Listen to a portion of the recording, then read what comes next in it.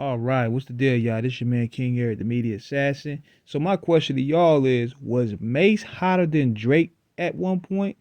Meaning at the time comparison around their first albums. Now, what people don't know is that Mase he made comments about this today on his sports show with Cameron about his career, and he basically said that he was hot as Drake was at his prime than he was. So if you really look at it, Mase was a big deal. Going back to 1996 when he first got signed, the first record I heard of Mase on was the Can't Hold Me Down. You know, that's a big look to be on Puff Daddy's record. Then he came out with the freestyle on the Funk Flex mixtape, Volume 2, over the Wu-Tang Clan Ain't Nothing to F with beat. And then he went pretty. Now, he had a lot of hits, man. Like he was affiliated with that Bad Boy Machine, so you know Bad Boy Machine, that engine was running hard. We talk about Make Me Feel So Good. We talking about 24 Hours to Live with X and the Locks and Black Rob. We talk about Tell Me What You Want with Total. More Money, More Problems. Even though radio butchered it to death. We talking about Been Around the World. He had hits on Puff's records. He had hits on the 112 remix. He was even on Rugrats, y'all. While you over there looking at me, come on. And he also inspired guys like Fabulous. He inspired Pusha. He inspired Jay-Z to a point. Drake, Kanye.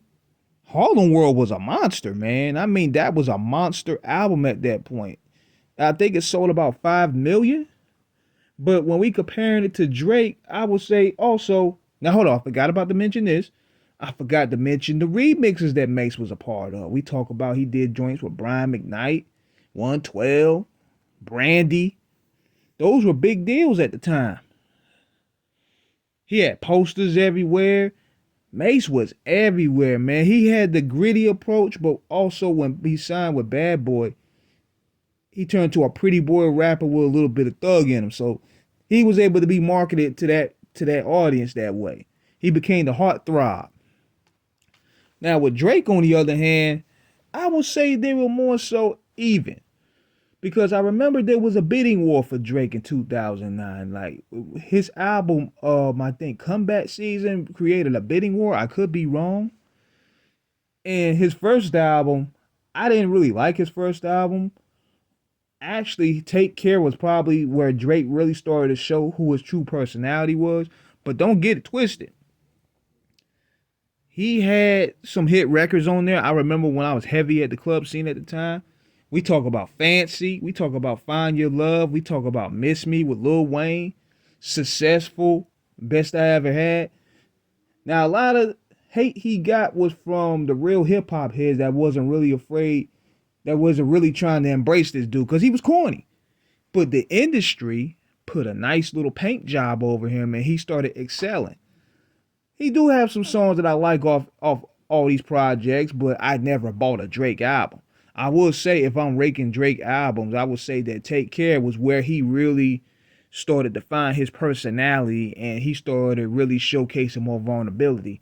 But I would say they was on the same level. Mase was a big deal at the time, and by 99, the game done pretty much shifted. It shifted all the way back to the streets, and Mase was already out the game by then. He went to retire. So he didn't really start to establish a serious run. He pretty much bowed out early. But he was very influential in today's hip hop, man. So definitely Mase needs a lot of his flowers, man. So let me know what you guys think in the comment. Was Mase hotter than Drake at one point? Or was Mase considered the Drake of the hip hop game at that point? Let me know what you guys think in the comments. Peace.